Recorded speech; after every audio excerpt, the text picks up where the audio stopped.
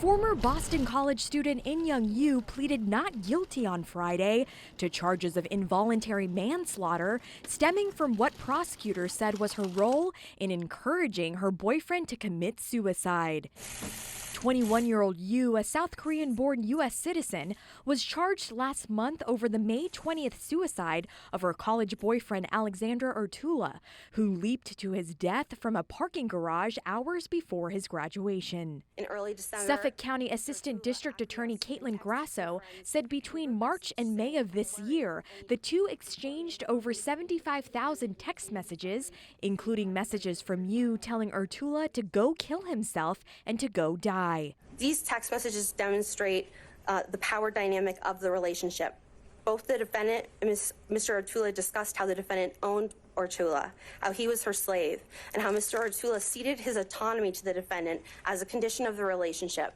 Prosecutors also said that You used threats of harming herself to control her 22-year-old boyfriend, isolating him from his friends and family, and was aware of his suicidal thoughts when she encouraged him to kill himself.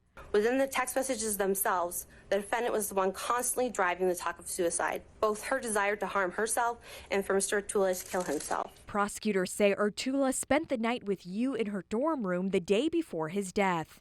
The next day, Urtula texted You and his brother that he was going to take his own life. You used her cell phone to track his location to a parking garage in the Roxbury neighborhood in Boston. Prosecutors said You was on the roof when he jumped. You reportedly released text messages to the Boston Globe through a PR firm, suggesting she tried to stop Urtula from killing himself.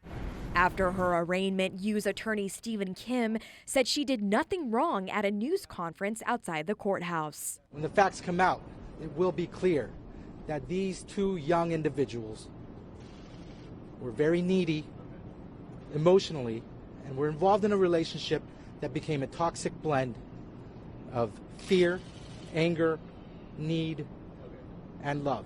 Allegations against You bore similarities to the high-profile case also in Massachusetts. Michelle Carter, who was convicted in 2017 of involuntary manslaughter. Carter is accused of goading her teenage boyfriend into committing suicide with text messages and phone calls. Her attorneys have asked the U.S. Supreme Court to look at her case, saying it is a, quote, unprecedented instance of someone being convicted of involuntary manslaughter based on words alone.